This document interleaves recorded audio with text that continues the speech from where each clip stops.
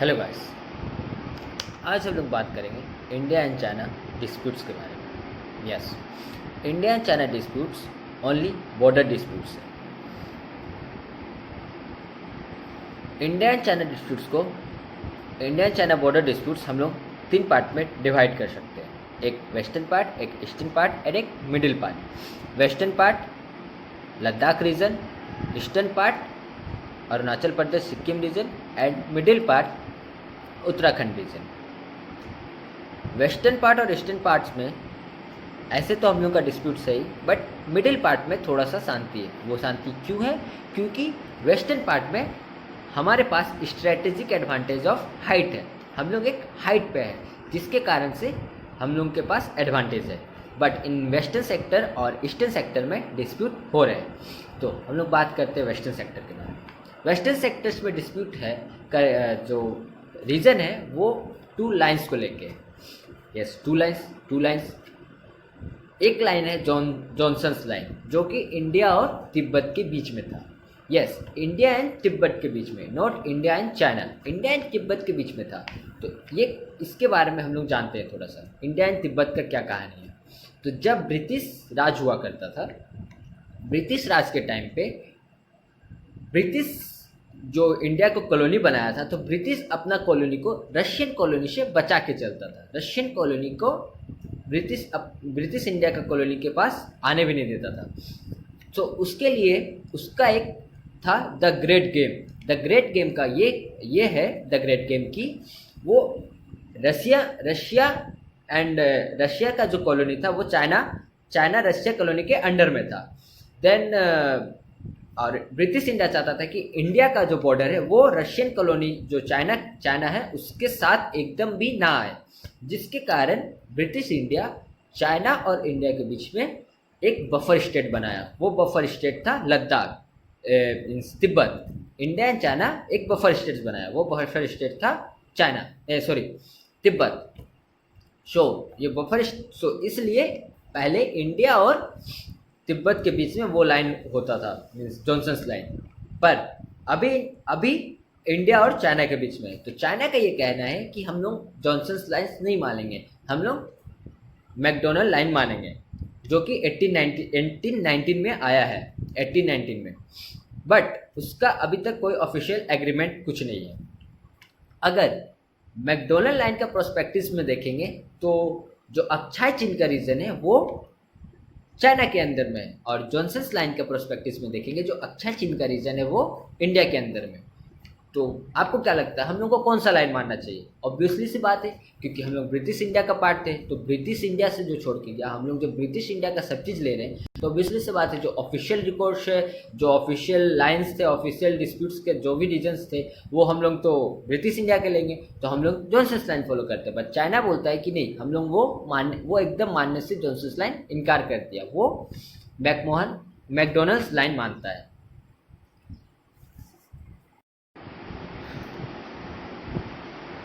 India और तिब्बत के बीच में जॉनसन्स लाइन था, बट चाइना मानने को इनकार कर दिया। चाइना मैकडोनल्ड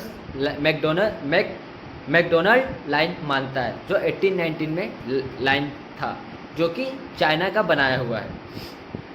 इसका ना कोई ऑफिशियल रिकॉर्ड कुछ नहीं है। ये चाइना का है वो कार्टोग्राफी एग्रेशन।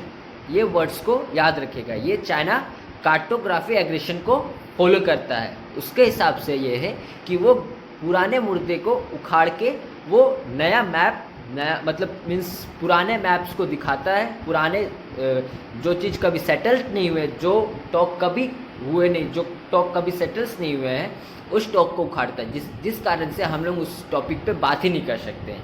ये मेन इशू है वेस्टर्न सेक्टर में, मीन्स 2 लाइन्स का, Johnson's line and McDonald line में। ये 2 इशूज़ है।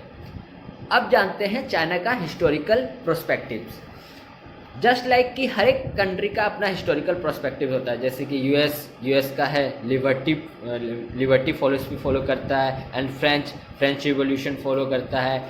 So India peaceful strategy follow करता है। सो वैसे ही हिस्टोरिकल प्रोस्पेक्टिव्स में चाइना माओस फिलोसफी फॉलो करता है।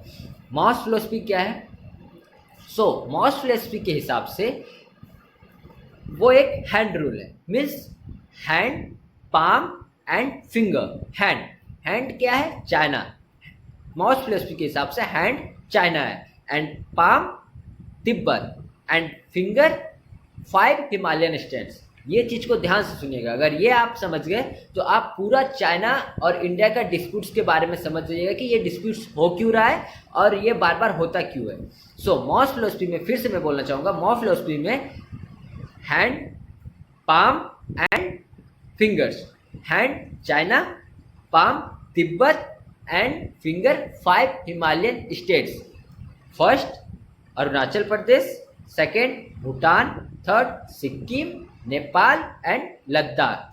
सो माय फ्रेंड्स, आपको तो समझ में आ गया होगा कि मैं क्या बोलना चाह रहा हूँ। हैंड चाइना ऑलरेडी वो लद्दाख को इन्वेंटेड कर चुका है, पाम, एंड अब वो 5 फिंगर्स के ऊपर देख रहा है। ये 5 फिंगर्स 5 हिमालयन स्टेट्स के ऊपर चाइना का नज़र है, जिस कारण से ये पूरा डिस्प्यूट्स हैपन हो रहा है। यस, और इंडिया तो फॉलो करता है पीसफुल फिलोसफी, और ये माओ फिलोसफी तो इंडिया को समझ में नहीं आ रहा है। सो उस time Nehruvian government and Gandhi वो अपने फिलोसफी थे पीसफुल फिलोसफी में, बट चाइना तो कुछ और ही सोच रहा था और कुछ और ही उसका कुछ और ही सोच था। सो ये था वेस्टर्न सेक्टर और के बारे में। ऐसा नहीं है कि हम लोग और कुछ नहीं किए, हम लोग स्टेट सेक्टर में भी किए, जस्ट लाइक शिमला अकॉर्ड इन 1914। यस, रिप्रेजेंटेटिव कौन कौन थे? China, Sikkim, Tibet and British India in England. England की तरफ से रिप्रेजेंटेटिव थे हेनरी मैकमोहन। यही नहीं, चाइना इतना में ही नहीं रुक रहा है और वो अपना स्ट्रिंग ऑफ पल्स स्ट्रेटजी भी फॉलो कर रहा है, just like string of pulse इन जो वो अपना रीजन इन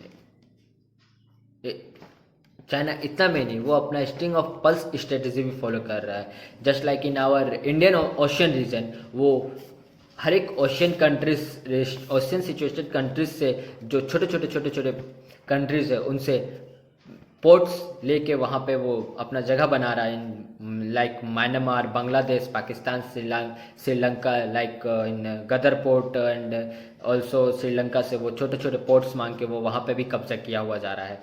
वो string of pearls strategy follow कर रहा है। और जैसे कि आपको पता है, इन वेस्टर्न एरिया में हमारा सबसे परफेक्ट दुश्मन पाकिस्तान बैठा हुआ है, जो कि कभी भी आज तक 4 बार वार हो चुका है फेस ऑफ, आज तक जीता नहीं है, बट वो अब चाइना का हेल्प कर रहा है, जो कि चाइना उसको प्रॉक्सी कंट्री के हेल्प ले रहा है वो चाइना, और चाइना को पूरा मदद किया हुआ है इन वेस्टर्न रीजन में, जो कि हम लोग को उधर से भी घेरा हुआ है चाइना। जो इनर तिब्बत है वो चाइनीज़ गवर्नमेंट रूल करती थी, एंड आउटर तिब्बत वो तिब्बतन गवर्नमेंट रूल करती थी। बट चाइना का बोलना है कि हमने कभी शिमला अकॉर्ड साइन ही नहीं किया, हमने कभी वो वहाँ रिप्रेजेंटेटिव भेजे ही नहीं थे ना, हमने कभी साइन किया वो अकॉर्ड को। इस कारण से वो मैकमोहन लाइन को मानते ही नहीं हैं। और आवर ईस्टर्न सेक्टर में तवांग एरिया है, वो हमारे लिए रिलीजियस पॉइंट्स ऑफ व्यू से भी बहुत ही स्ट्रेटेजिक एडवांटेज रखता है, जिस कारण से और उस सेक्टर में वो तवांग एरिया चाइनीज़ अपने अंडर में बताता है, जो कि तिब्बत, आउटर तिब्बत का पार्ट है। बट हमारे लिए वो तवांग एरिया एंड तिब्बतन के लिए भी वो तवांग एरिया बहुत ही स्ट्रेटेजिक एडवांटेज है रिलीजियस पॉइंट ऑफ व्यू से। बट चाइना कहाँ रिलीजियस एंड फेथ को मानने वाला, वो तो अपने ही धुन में रहता है। उसने ना ही वो मैकमोहन लाइन माना, ना शिमला अकॉर्ड, उसने टोटल रिफ्यूज़ कर दिया वो अकॉर्ड को।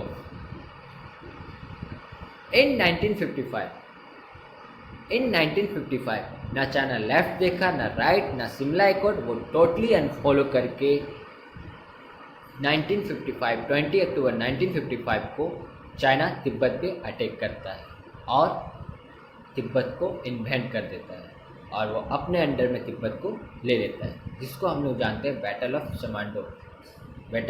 चामडो रिवर। चामडो रिवर क्रॉस करके चाइना आउटर तिब्बत को अपने कंट्रोल में ले लेता है।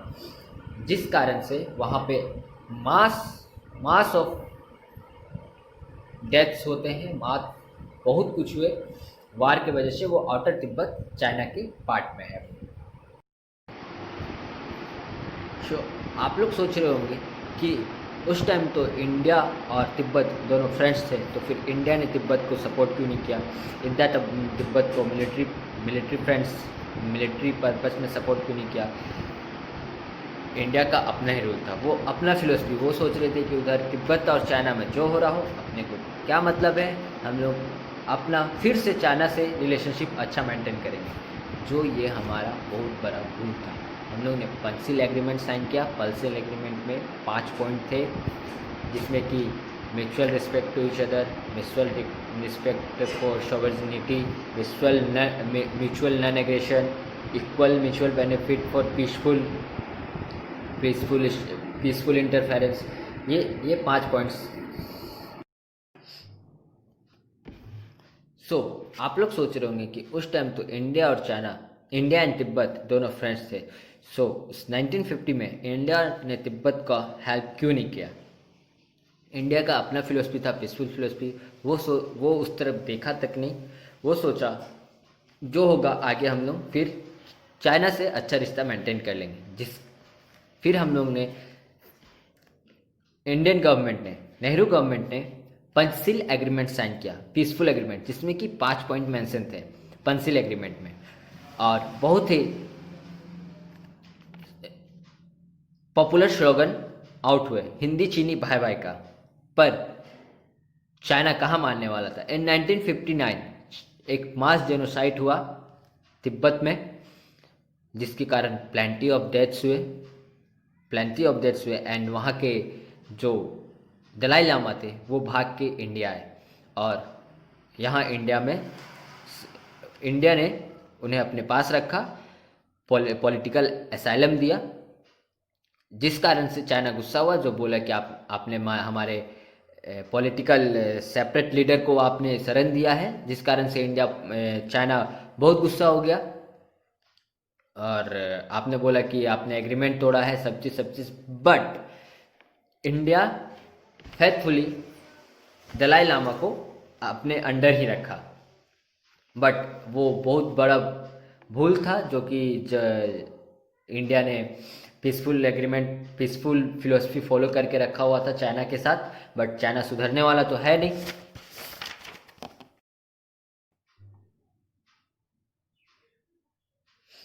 जब हम लोग हिंदी चीनी भाई भाई कर रहे थे, उस टाइम हम लोग का जो बॉर्डर रोड था वो वेल प्रिपेयर्ड नहीं था। नेहरूवियन गवर्नमेंट ने उस तरफ बॉर्डर रोड की तरफ देखा भी नहीं। वो ना ही हम लोग फुल्ली प्रिपेयर्ड थे, कुछ नहीं। बट चाइना फुल्ली प्रिपेयर्ड कर रहा था अपने आप को। ये हम लोग को चाइना के एक न्यूज़पेपर से पता चला कि वो कासगढ़ टू तिब्बत एक हाईवे बना चुका है, जो कि वेल प्रिपेयर्ड था, जिस कारण से वो अपने मिलिट्री को सप्लाई कर सकता था, आर्म्स एंड ऑल इक्विपमेंट्स वो मिलिट्री को सप्लाई कर सकता था। बट इंडिया नथिंग, कुछ भी प्रिपेयर्ड नहीं थे। जो डर था वही हुआ। इन 1962 चाइना अटैक कर दिया ईस्टर्न सेक्टर में as well as in western sector also.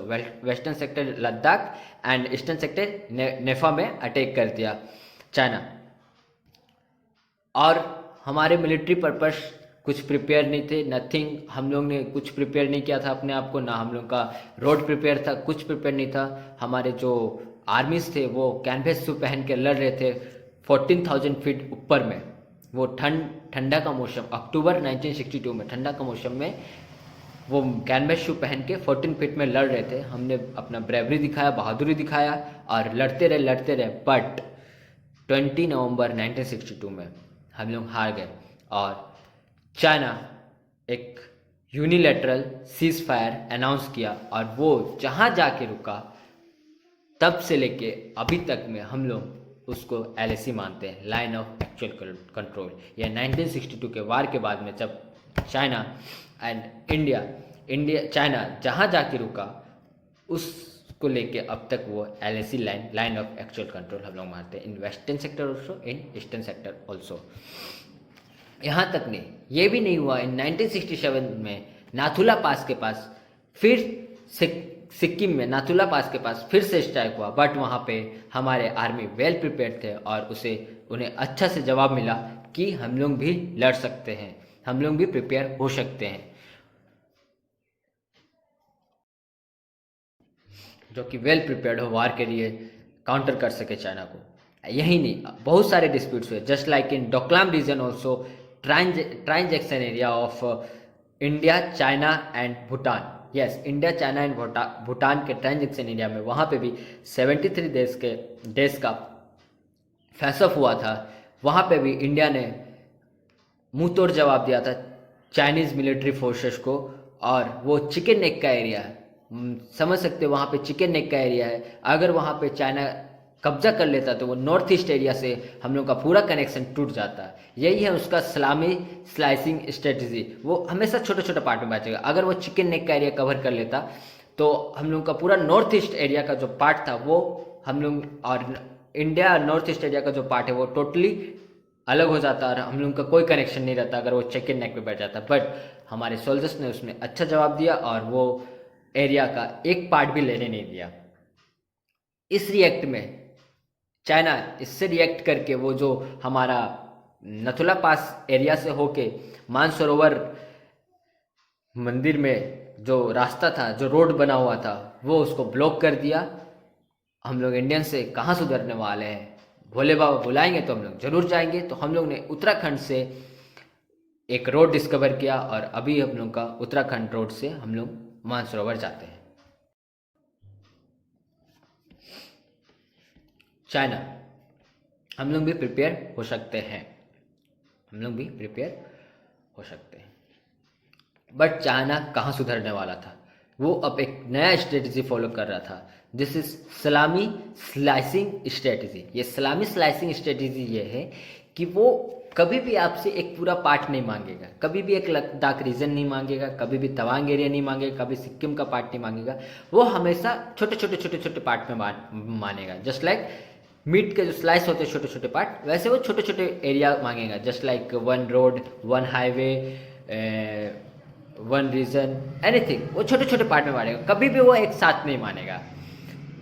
जब वो मिडिल किंगडम हुआ करता था, बात उस टाइम की जब वो मिडिल किंगडम हुआ करता था, तब से वो अभी तक में वो एक्सपेंसिव वाला फिलोसफी फॉलो कर रहा है कि अपना वो किंगडम को बढ़ाया हुआ है, चाहे वो इधर इंडिया तरफ, इन इंडियन रीजन एंड और इन जापान रीजन, वो अपना एक्सपेंस वाला फिलोसफी अपना यूज़ किया हुआ, और उसको काउंटर करने के लिए वैसे मिलिट्री चाहिए जो कि ये इस्लामिक स्लाइसिंग स्ट्रेटजी और एक्सपेंसिव स्ट्रेटजी को काउंटर कर सके, जो कि वेल प्रिपेयर हो वार के लिए, एंड जो कि ऐसे, यही नहीं, चाइना इतना में ही नहीं रुक रहा है और वो अपना स्ट्रिंग ऑफ पल्स स्ट्रेटजी भी फॉलो कर रहा है। Just like string of pulse इन, जो वो अपना रीजन, चाइना इतना में नहीं, वो अपना स्ट्रिंग ऑफ पल्स स्ट्रेटजी भी फॉलो कर रहा है। Just like in our Indian ocean region, वो हर एक ocean countries, ocean situated countries से जो छोटे कंट्रीज है उनसे पोर्ट्स लेके वहाँ पे वो अपना जगह बना रहा है। Like Myanmar, Bangladesh, Pakistan, Sri Lanka, like in Gwadar port and also Sri Lanka से वो छोटे पोर्ट्स मांग के वो वहाँ पे भी कब्जा किया हुआ जा रहा है। वो string of pearls strategy follow कर रहा है। और जैसे कि आपको पता है, इन वेस्टर्न एरिया में हमारा सबसे परफेक्ट दुश्मन पाकिस्तान बैठा हुआ है, जो कि कभी भी आज तक 4 बार वार हो चुका है फेस ऑफ, आज तक जीता नहीं है। बट वो अब चाइना का हेल्प कर रहा है, जो कि चाइना उसको प्रॉक्सी कंट्री के हेल्प ले रहा है वो चाइना, और चाइना को पूरा मदद किया हुआ है इन वेस्टर्न रीजन में, जो कि हम लोग को उधर से भी घेरा हुआ है चाइना। पाकिस्तान का अपना तो कोई इकोनॉमी है नहीं, अपना कुछ मिलिट्री है नहीं, उनके अपने कुछ है नहीं, चाइना जस्ट लाइक हेल्प कर रहा है, उसको मिलिट्री दे रहा है, अपना वेपन्स दे रहा है, सब चीज़ सप्लाई कर रहा है, पैसा दे रहा है, ऑल सब चीज़ सप्लाई कर रहा है, जिससे पाकिस्तान को प्रॉक्सी कंट्री जैसे वेस्टर्न सेक्टर से अपने लड़ने के लिए, हम लोग इंडिया से लड़ने के लिए वेस्टर्न सेक्टर में भी वो इसको पाकिस्तान को यूज़ कर रहा है, एंड आवर परफेक्ट इनेमी वो उसका हेल्प कर रहा है। जस्ट लाइक इस कारण से वो चसगाम वैली का रीजन, आप लोग जानते होंगे, चसगाम वैली का रीजन वो पूरा चाइना को दे चुका है, और ना अभी वो बिना हम लोग से पूछे वो चसगाम वैली का रीजन चाइना को दे चुका है। इस मिलिट्री पर्पस वेपन्स लेने के वजह पैसा इतना ले चुका है, उस कारण से वो चाइना उसको गिफ्ट कर चुका है। और एक और सेपेक बन रहा है, चाइना पाकिस्तान इकोनॉमिक कॉरिडोर, जो गिलगित पाकिस्तान से होके गुजर रहा है, जो कि वो इंडिया का पार्ट है, बट चाइना वहाँ पे वो रोड बना रहा है पाकिस्तान से पूछ के, और पाकिस्तान उसको अलाउ किया है, और वो बिना चाइना से पूछे, बिना इंडिया से पूछे हुए चाइना वो रोड बना रहा है। ये बहुत ही बड़ा दिक्कत है हमारा, जो कि वेस्टर्न सेक्टर में पाकिस्तान बैठा हुआ है ना।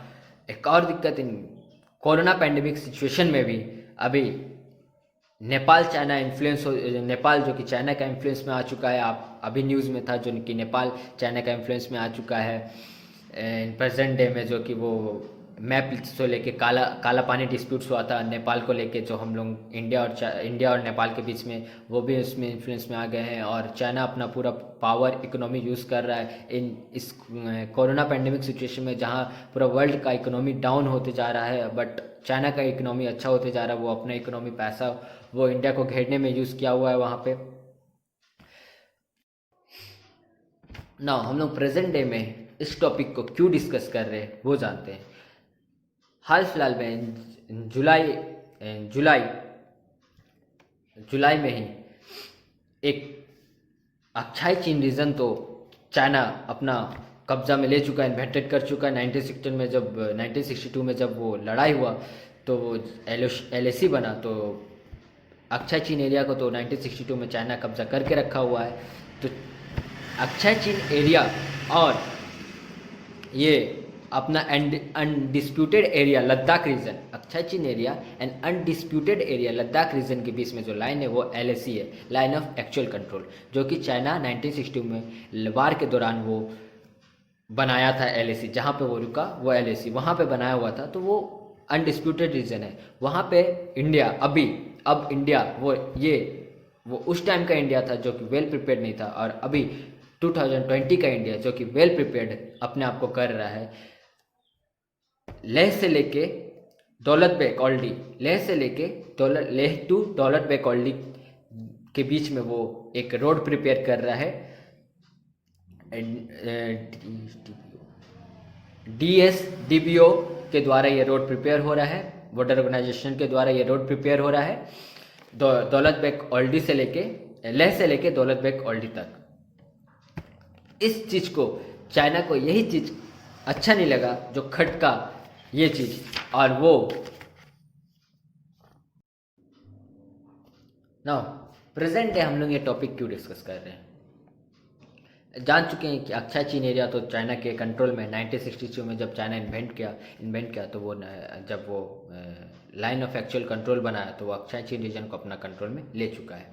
अब जो अनडिस्प्यूटेड रीजन है लद्दाख का रीजन, अब ये 2020 का इंडिया है, ये वेल डेवलप्ड है, अपने आप को तैयार कर रहा है, जो कि अगर इन फ्यूचर चाइना कुछ ऐसा करता है तो हम लोग अच्छा से मिलिट्री सप्लाई कर सके, सब चीज़ अपना जो वेपन्स है ऑल सप्लाई मिलिट्री को कर सके। इस कारण से अपने आर्मी फोर्सेस को वो उस एरिया तक पहुंचा सके। इस कारण से DRDBO बॉर्डर ऑर्गेनाइजेशन एक रोड डेवलप कर रहे हैं, जो लेह से लेके दौलत बेग ओल्डी तक ये रोड जाता है।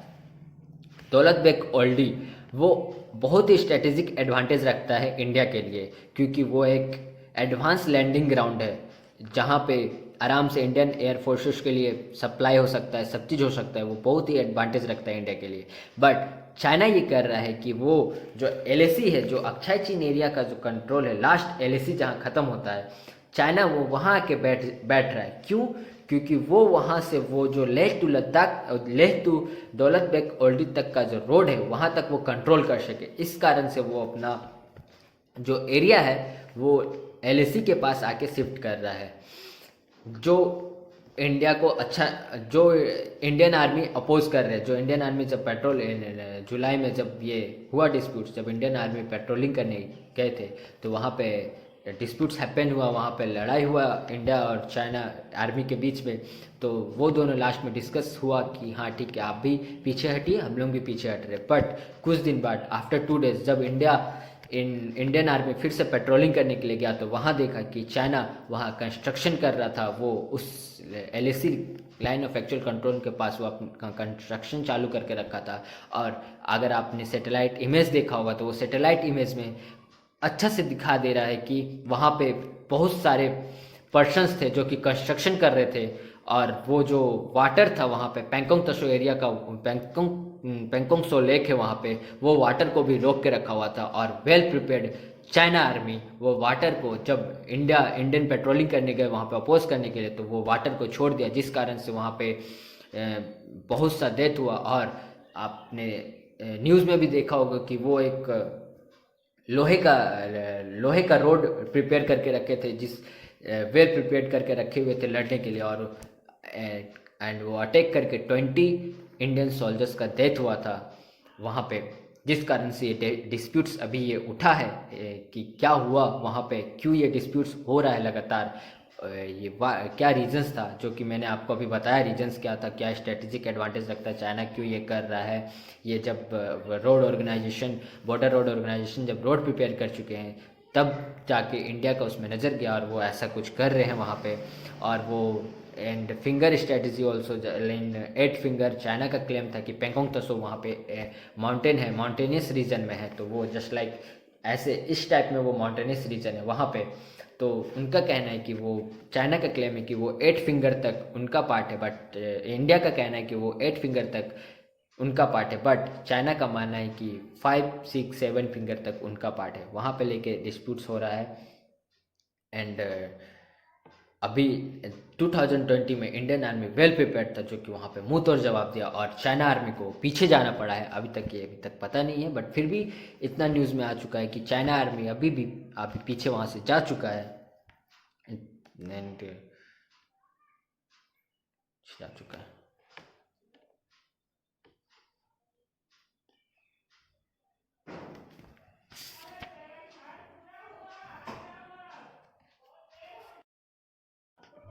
ये 2020 का इंडिया है। ये हमेशा उस टाइम पे military and Indian government prepare नहीं थे, बट अभी इंडियन गवर्नमेंट वेल प्रिपेयर्ड है। वो इंडिया को,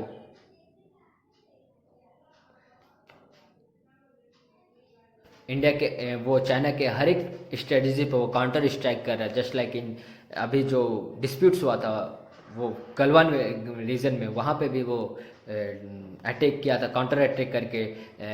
न्यूज़ में तो नहीं आया था, बट चाइना का बहुत से सोल्जर्स को भी वो उनका भी डेथ हुआ है, बट चाइना ने न्यूज़ रिलीज़ नहीं किया था, क्योंकि वो डेमोक्रेटिक कंट्री है नहीं और उनको कोई बोलने वाला नहीं है। बट इंडिया ने न्यूज़ रिलीज़ किया था, तो वहाँ पे भी उसके बाद जस्ट लाइक जैसे चाइना स्ट्रिंग ऑफ पर्ल्स का स्ट्रेटजी फॉलो कर रहा है, एंड इंडिया उसको काउंटर अटैक करने के लिए स्ट्रिंग ऑफ डायमंड का स्ट्रेटजी वो अपना रहा है, जिसमें कि वो उसी रीजन में वहीं पे वो उसके जस्ट बगल में वो भी वो पोर्ट्स ले रहे हैं, जैसे म्यांमार, बांग्लादेश हो या श्रीलंका में हो, वहाँ पे भी इंडिया भी अपना पोर्ट्स वहाँ पे ले रहे हैं काउंटर अटैक करने के लिए। और जैसे इन 2020 वो इंडियन मालाबार एक्सरसाइज हो रहा है जापान USA को लेके, अभी हाल फिलहाल में ऑस्ट्रेलिया भी ज्वाइन करेगा, तो मालाबार एक्सरसाइज हो रहा है USA navy, Indian navy and USA navy Japan navy को लेके वहाँ पे एक्सरसाइज हो रहा है। वो एक स्ट्रेटेजिक है चाइना को काउंटर करने के लिए। अगर हम लोग अगर चाइना को छोड़ देते हैं तो चाइना अपना जो वो फिलोसफी है, वो अपना बॉर्डर बढ़ाने वाला फिलोसफी है, वो तंग करके फ्यूचर में बहुत प्रॉब्लम होगा। इन 1962 में हम लोग तो रेडी नहीं थे, बट अभी हम लोग रेडी, हम लोग डिप्लोमेटिक भी टॉक कर रहे हैं, बट हम लोग अपने आर्मी को भी वेल प्रिपेयर्ड कर रहे हैं। हम लोग बॉर्डर रोड ऑर्गेनाइजेशन रोड भी बना रहे हैं हम लोग वेल प्रिपेयर आर्मी को अपना पहुंचाने के लिए, वेपन्स पहुंचाने के लिए, सब चीज़ करने के लिए। उस टाइम अगर वार होता है तो हम लोग उसके लिए भी वेल प्रिपेयर्ड है, मुँह तोड़ जवाब देंगे। जस्ट लाइक राफेल हम लोग ने लिए हैं, सुकोई हम लोग के पास था ही, अब राफेल भी आ गया है तो वो भी हम लोग वेल प्रिपेयर्ड है। एंड जस्ट लाइक क्वाड का फॉर्मेशन हो रहा है, वो ऑफिशियली तो है नहीं बट हम लोग क्वाड का फॉर्मेशन कर रहे हैं चाइना को अटैक करने के लिए। बट चाइना को अटैक हम लोग बस मिलिट्री और ऑफिशियली अटैक नहीं कर सकते हैं। अगर हम लोग को फुल वार जीतना होगा तो अपने पीपल्स हम लोग को भी साथ आना होगा उनको जीतने के लिए। जस्ट लाइक एक फुल वार जीतने के लिए उनका इकोनॉमी को अटैक करना होगा, अपना भी इकोनॉमी डेवलप करना होगा, जिस कारण से हम लोग अटैक करते हैं। अगर हम लोग थोड़ा सा भी वीक पड़ेंगे, अगर थोड़ा सा भी छोड़ देंगे तो चाइना एंड पाकिस्तान वो लोग हमारे ऊपर चढ़ जाएंगे, हमारे ऊपर अटैक करने के लिए हमेशा रेडी है। हम लोग को चाहिए कि हम लोग भी साथ में रहे, हम लोग भी अपना इकोनॉमी डेवलप करें, अपना सब चीज़ करके चाइना का इकोनॉमी को काउंटर कर सकते हैं। हम लोग भी साथ दे सकते हैं इंडियन गवर्नमेंट को इस डिस्प्यूट्स को ना होने के लिए और चाइना को कमज़ोर करने के लिए। ओनली ऑफिशियली एंड पॉलिटिकली नहीं, हम लोग भी इसका साथ बन सकते हैं। Thank you.